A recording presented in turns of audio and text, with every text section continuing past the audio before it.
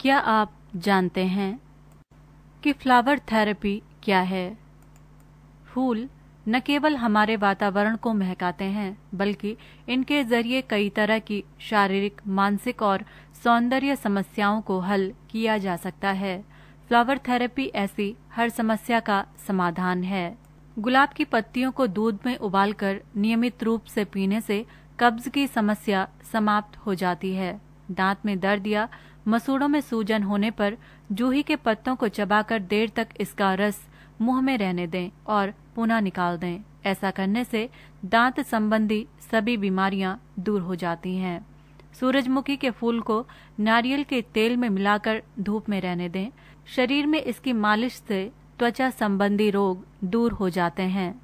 गुड़हल के लाल फूलों का उपयोग डायबिटीज और हार्ट संबंधी समस्याओं में किया जाता है। इसे पीसकर मिश्री के साथ खाने से लाभ होता है।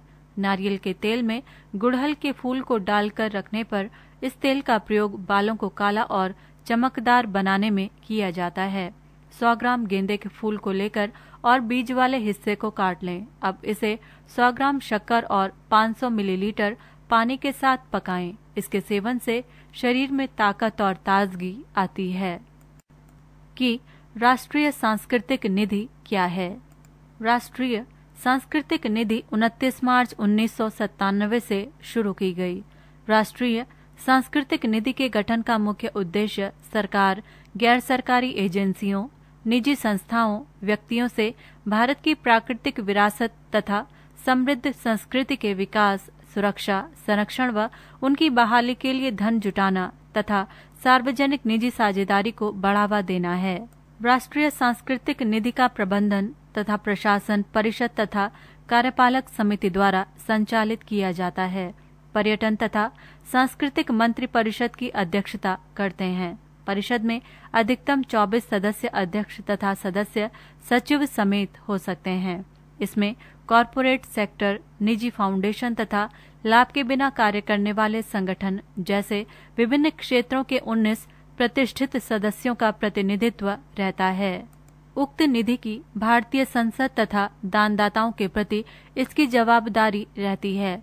परियोजना कार्यान्वयन समिति परियोजना का कार्य निष्पादन करती है। इसमें दानदाताओं, राष्ट्रीय सांस्कृतिक निधि, सिविक अधिकारी तथा जहां अपेक्षित हो भारतीय पुरातत्व सर्वेक्षण का प्रतिनिधित्व रहता है। राष्ट्रीय सांस्कृतिक निधि खाते में परियोजना के लेखे शामिल किए जाते हैं, जिसकी लेखा परीक्षा भारत के नियंत्रक और महालेखा परीक्षक द्वारा की जाती है। राष्ट्रीय सांस्कृतिक निधि के लिए दिया गया दान आयकर अधिनियम ATG 2 के अंतर्गत 100% में कर लाभ के लिए मान्य है। कि मोस्ट फेवर्ड नेशन क्या होता है? MFN का शाब्दिक अर्थ होता है मोस्ट फेवर्ड नेशन, जिसे हिंदी में सर्वाधिक तरजीही राष्ट्र कहा जाता है। विश्व व्यापार संगठन और अंतर्राष्ट्रीय ट्रेड नियमों के आधार पर व्यापार में सर्वाधिक तरजीही राष्ट्र का दर्जा दिया जाता है। MFN का दर्जा मिलने के साथ साथ राष्ट्र को यह आश्वासन भी दिया जाता है कि उसे कारोबार में नुकसान नहीं पहुंचाया जाएगा। भारत ने पाकिस्तान को 1996 में MFN का दर्जा दिया था।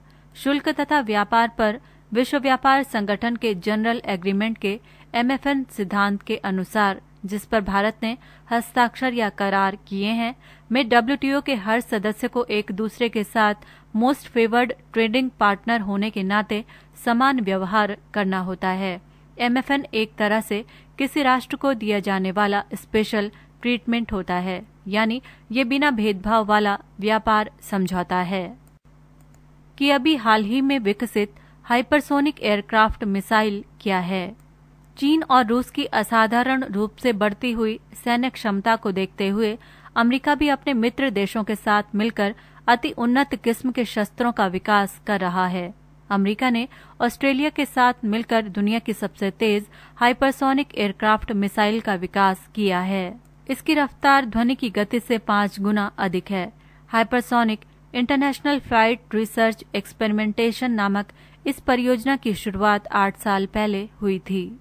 कई बैलिस्टिक मिसाइल इससे भी तेज गति से उड़ सकती हैं, लेकिन ऐसी मिसाइलों का प्रक्षेप पथ को उपग्रहों द्वारा सरलता से पता लगाया जा सकता है, लेकिन इस हाइपरसोनिक मिसाइल का पता लगाना लगभग असंभव है। ये हाइपरसोनिक मिसाइल बीच रास्ते में अपनी दिशा बदल सकती है, फलतः इसे रोक पाना बेहद मुश्किल है। ये 17 मिनट में 1000 किलोमीटर की दूरी तय करती है। ये पलक झपकते ही दुश्मन को निशाना बना सकती है। कि मानव में फैटी लिवर रोग के उपचार की नई उम्मीद वैज्ञानिकों को दिखी है। इसे जानिए।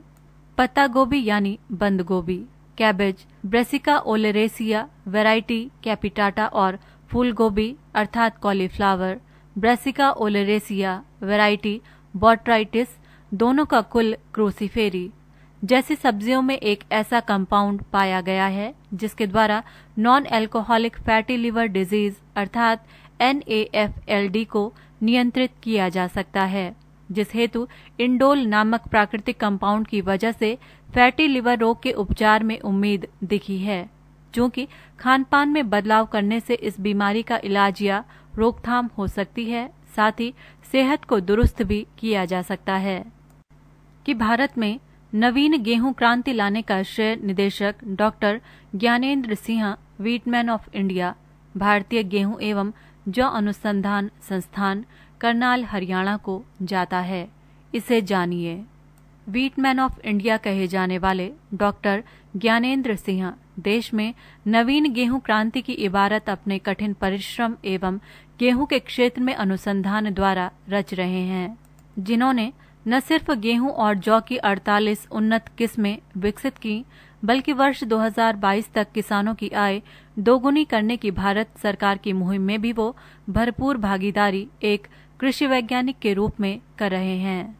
वर्ष 2030 से 2050 तक 140 मिलियन टन का उत्पादन लक्ष्य हासिल करने की दिशा में कदम बढ़ा रहे हैं। देश के कुल गेहूं क्षेत्रफल में 60% पैदावार करने वाली गेहूं की प्रजातियां विकसित की हैं।